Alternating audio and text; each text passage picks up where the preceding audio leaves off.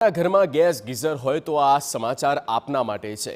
બનાસકાંઠામાં ગેસ ગીઝરે લીધો 13 વર્ષના કિશોરીનો જીવ। જી હા, પાલનપુરની તિરુપતિ રાજનગર સોસાયટીમાં ગેસ ગીઝરને કારણે ગુંગળાઈ જતા કિશોરીનું મોત નીપજ્યું છે।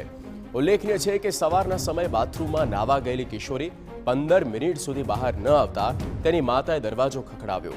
જો કે દરવાજો ન ખુલતા માતાએ કાચની બારીમાંથી નજર નાખતા કિશોરી ફર્શ પર પડેલી જોવા મળી, જે બાદ દરવાજો તોડી તેને બહાર કાઢવામાં આવી અને હોસ્પિટલમાં દાખલ કરવામાં આવી, છતાં કિશોરી નહીં બચી શકી। હોસ્પિટલમાં હાજર તબીબે કિશોરીને મૃત જાહેર કરી, જેને લઈને પરિવારમાં શોકનો માહોલ છે। બાથરૂમનું વેન્ટિલેશનના કાચ કાઢી અને અંદર બેબીને ઉતારી દરવાજો ખોલીને બહાર લાયા એટલે બેભાન થઈ ગયેલી હતી।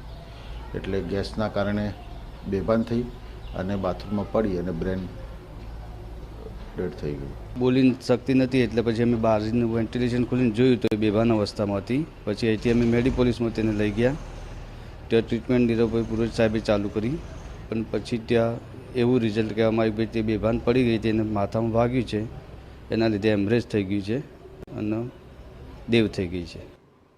તો જાણકારો સમાજની સામે લાલબત્તી ધરી રહ્યા છે અને નાગરિકોને પોતાના ઘરમાં ગીઝર માટે યોગ્ય વ્યવસ્થા કરવાની અપીલ કરી રહ્યા છે। આ તરફ તબીબો પણ કાર્બન મોનોક્સાઇડને જીવલેણ ગણાવી રહ્યા છે। તેનો આકાર, રંગ અને સુગંધ ન હોવાથી માણસને ખ્યાલ નથી આવતો અને મોતના મુખમાં ધકેલાઈ જાય છે।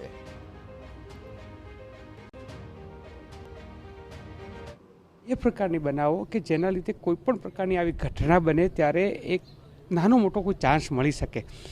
આ ઘટના એટલી વ્યાપક છે, સોસાયટી માટે તો ખરું, પણ સમગ્ર સમાજ માટે એક લાલબત્તી સમાન કિસ્સો એટલા માટે છે કે તમામ લોકોએ જાગૃતિ દર્શાવવી પડશે, તમામ મા બાપે આની કેર કરવી પડશે। આંશિક દહન થયા પછી એનું કાર્બન મોનોક્સાઇડમાં રૂપાંતર થાય। આ જે કાર્બન મોનોક્સાઇડ જે ગેસ છે એ કલરલેસ છે, ઓડરલેસ છે અને ટેસ્ટલેસ છે। એટલે માણસ અંદર નાહતું હોય અને એના શ્વાસમાં જાય તો બી એને કોઈ પણ પ્રકારની એને ધ્યાન આવે નહીં અને ધીરે ધીરે થોડા સમયના અંદર એની અસર થવાની ચાલુ થાય। અને આ કાર્બન મોનોક્સાઇડ છે એ જીવલેણ છે, કારણ કે એની તુરંત અસર સીધી મગજ ઉપર થાય છે અને માણસની ભાન અવસ્થા ધીરે ઓછી થાય, ખેંચ આવે અને માણસ બેભાન થઈ જાય। ટેકનિકલ એક્સપર્ટ ગીઝરને બાથરૂમની બહાર ફિટ કરાવવાની સલાહ આપી રહ્યા છે। ટેકનિકલ એક્સપર્ટનું કહેવું છે કે બાથરૂમ બંધ રહેતું હોવાથી ગુંગળામણ થાય, પોઈન્ટ પર બહાર જ રાખવા જોઈએ, સમયાંતર ગીઝરની સર્વિસ કરાવવી જોઈએ। ગેસ ગીઝર હંમેશા બાથરૂમની બહાર જ લગાવવું જોઈએ, તેના પોઈન્ટ બાથરૂમની બહાર જ મૂકવા જોઈએ। કોઈ દિવસ ગેસ ગીઝર બાથરૂમમાં ન હોવું જોઈએ, કારણ કે દરવાજા હંમેશા બાથરૂમના બંધ રહેતા હોય છે, ગેસ ગળતર થતું હોય, જેના લીધે સફોકેશન પણ થઈ શકે છે।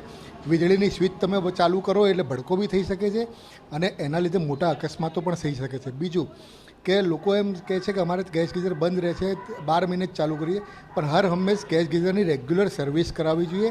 સર્વિસ કરવાથી તેના જે પણ પ્રોબ્લેમ કે ખામીઓ હોય તે દૂર થાય છે। માટે ગેસ ગીઝરમાં આ બધી નાની બાબતોની સાવચેતી તે ખૂબ જ જરૂરી છે। તો ગેસ ગીઝર કેવી રીતે તમને મુસીબતમાં મૂકી શકે એ તમામ માટે તમામ લોકોને જાણવું જરૂરી છે। જે દુર્ઘટના બની તે ખૂબ જ નિંદનીય કહી શકાય, ખૂબ જ દુઃખદાયી છે, પણ કેવી રીતે બને છે આવી દુર્ઘટનાઓ તેની વાત કરીએ। ઝેરી ગેસ કાર્બન મોનોક્સાઇડ ઉત્પન્ન કરતો હોય છે અને ત્યારબાદ કાર્બન મોનોક્સાઇડનો રંગ કે ગંધ ન હોવાથી તેથી તે જીવલેણ બને છે। કાર્બન મોનોક્સાઇડના સંપર્કમાં આવતા જ વ્યક્તિ બેભાન થઈ જાય છે। માત્ર એટલું, મગજને કાયમી નુકસાન પહોંચાડી શકે છે આ ઝેરી ગેસ। બાથરૂમમાં પૂરતી માત્રામાં ઓક્સિજન ન મળવું પણ એક કારણ, અને ઓક્સિજનના અભાવે LPG બળતણ ગેસનું આંશિક દહન થાય છે। ઝેરી ગેસ કાર્બન મોનોક્સાઇડ ઉત્પન્ન કરે છે।